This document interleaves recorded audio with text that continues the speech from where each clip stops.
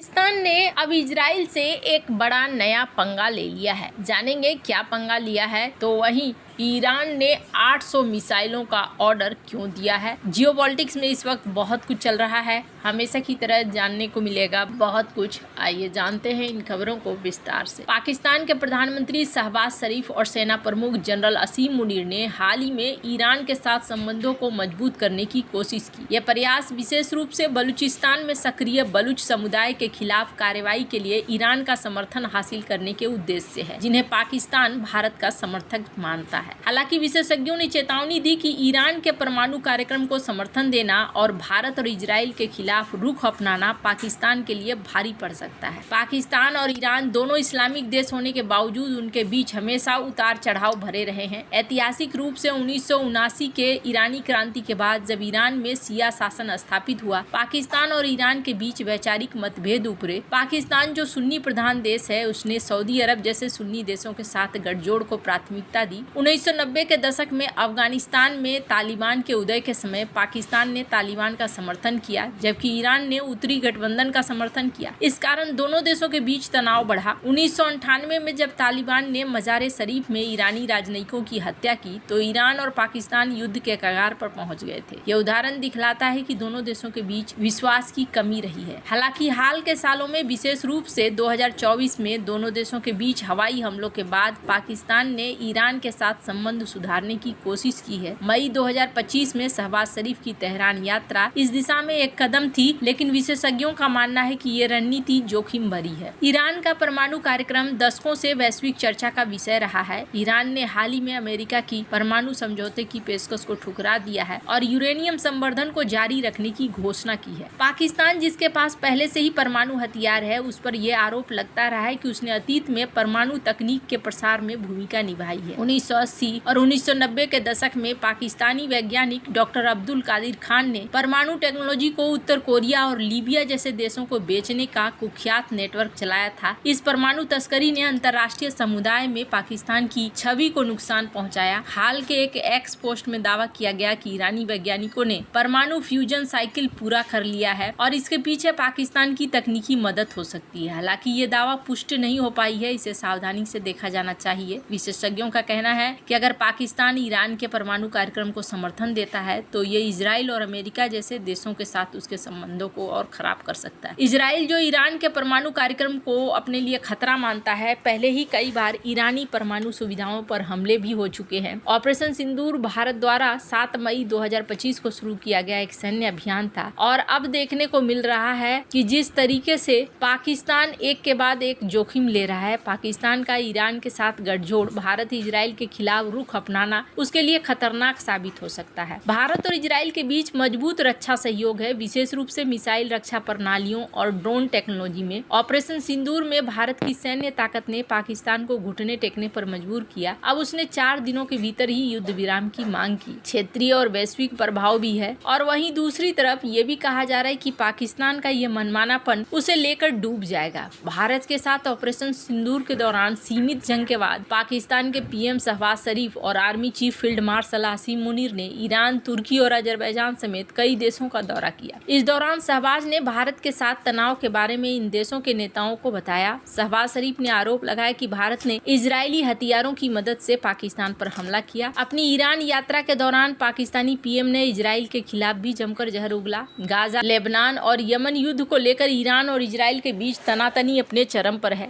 ऐसे में शहबाज ने ईरान की यात्रा करके एक तीर से 2 शिकार करने का नाकाम कोशिश की। इससे पहले ईरान ने भारत को मनाने की कोशिश की थी ताकि तनाव कम हो सके। पाकिस्तानी पीएम ने इजराइल के खिलाफ जहरीले बयान देकर उम्मीद की है कि ईरान भी उसे कश्मीर पर सपोर्ट करेगा। हालांकि शहबाज की यह मनोकामना पूरी नहीं हुई। ईरान ने भारत के साथ दोस्ती को तरजीह देते हुए कश्मीर से दूरी बनाकर रखी। पाकिस्तान की उम्मीदों पर पानी फिर गया। इस बीच ये जो कोशिश है ना, ये कोशिश इन्हें भारी पड़ सकता है। पाकिस्तान की नजर भारत और बलूचों पर है और यहाँ कहा जा जा रहा है। ईरान पर अभी संदेह कर रहा है पाकिस्तान। सैयद खालिद का कहना है कि ईरान इस पूरे खेल में एक तुरुप का इक्का है जो लंबे समय से भारत और अफगानिस्तान के साथ अच्छे रिश्ते रखता है। यही ईरान का पाकिस्तान के साथ रिश्ता जटिल बना देता है। वहीं इजराइल और अमेरिका के बढ़ते दबाव के बीच ईरान नए सहयोगियों की तलाश कर रहा है। ईरान ने लंबे समय से भारत समर्थक बलूच लिबरेशन आर्मी को सपोर्ट किया, लेकिन अब अफवाह है कि तेहरान इस संगठन को खत्म करना चाहता है। इसके बाद भी पाकिस्तान के अंदर ईरान को लेकर काफी ज्यादा संदेह है। इसकी वजह है तेहरान और दिल्ली के बीच आर्थिक रिश्ते काफी मजबूत है। जिस इजराइल से ये पंगे ले रहे हैं, आपको बता दूं, सबसे बड़ी चीज ये है कि ये देखने को मिल रहा है कि इसने ताबड़तोड़ हथियार बेचा है। इजराइल के सैन्य निर्यात ने नया रिकॉर्ड बनाया है। ये रिकॉर्ड तब बना है जब इजराइल एक साथ कई मोर्चों पर युद्ध लड़ रहा है। इजराइल ने 2024 में पहले से ही कहीं अधिक हथियार अन्य देशों को बेचे हैं। वर्तमान में इजराइल गाजा में युद्ध लड़ रहा है, वहीं सीरिया, लेबनान, ईरान, यमन के हवाई हमले और स्पेशल मिलिट्री ऑपरेशन चला रहा है। इजराइल पर गाजा में युद्ध समाप्त करने के लिए अंतर्राष्ट्रीय दबाव भी बढ़ रहा है। इसके बावजूद ये देश झुकने को तैयार नहीं है, दुश्मनों से जमकर लोहा ले रहा है। यूरेशियन टाइम्स ने बताया कि इजराइल के रक्षा मंत्रालय के नए आंकड़ों के अनुसार 2024 में इजराइल का रक्षा निर्यात रिकॉर्ड 14.8 बिलियन अमेरिकी डॉलर पहुंच गया। इसने 2023 में 13 बिलियन अमेरिकी डॉलर के पिछले उच्च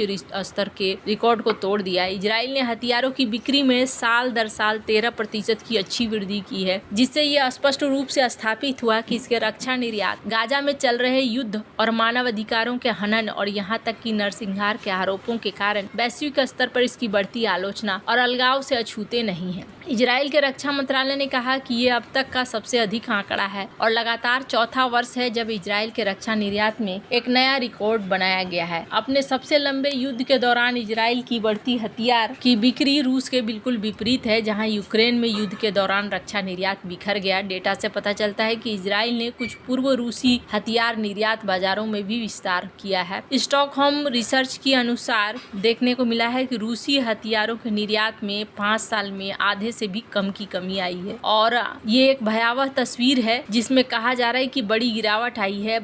चूंकि रूस भारत से लेकर अरब देशों तक एशिया में अपने विरासत को खो रहा है, इजरायली हथियारों के लिए एक बड़ा बाजार बन रहा है। इजराइल के रक्षा निर्यात का 54% है। रक्षा मंत्रालय के अनुसार 8 बिलियन अमेरिकी मूल्य के इजरायली सैन्य उत्पाद खरीदे हैं, जबकि 2023 में 4.6 बिलियन थे। इसका कारण रूस यूक्रेन युद्ध भी है। जर्मनी भी इजराइल के हथियारों का दीवाना है। स्पेन ने हालांकि एंटी टैंक मिसाइलों को लेने से मना कर दिया, लेकिन भारत भी अब यहाँ पर एक बड़ा खरीदार है। पर इन सब के बावजूद यहाँ पर ईरान ने मध्य पूर्व में सबसे बड़ा हलचल मचा दिया है। चाइना को अमोनियम परकोलेट का ऑर्डर दिया है, जो बैलिस्टिक मिसाइलों के लिए ठोस ईंधन बनाने में उपयोग होता है। इस सामग्री से लगभग 800 मिसाइलें बनाई जा सकती है, जिनका निशाना संभवतः इजराइल और क्षेत्र में उसके सहयोगी देश हो सकते हैं। यह सौदा ऐसे समय में हुआ है जब ईरान और अमेरिका के बीच परमाणु समझौते को लेकर बातचीत चल रही है। विशेषज्ञों ने चेतावनी दी है कि यह कदम क्षेत्रीय तनाव को बढ़ा सकता है, खासकर भारत और इजराइल जैसे देशों के लिए। यहाँ पर घरेलू प्रोडक्शन में कमी आई है। ईरान ने हांगकांग की company lion commodities holdings limited के माध्यम से एक ईरानी कंपनी पिसगमन तेजाराफ नोविन के साथ अमोनियम परकोलेट का ऑर्डर दिया है और अगले कुछ महीनों में यह उम्मीद किया जा रहा है कि पहुंच जाएगा। ऐसे में बहुत सारी चीजें हैं। ऐसा लगता है किसके लिए 800 मिसाइलों की तैयारी कर रहा है। इजराइल और भारत दोनों के लिए चिंता की बात है। चीन की भूमिका यहाँ पर बहुत ही ज्यादा अलग हो रही है। डुअल यूज की चीजों को ये खूब बेच रहा है। वैसे आपको क्या लगता है इन सब मामले में, आपकी क्या राय है? कमेंट कर जरूर बताएं। जल्द मिलते हैं अगले वीडियो में नई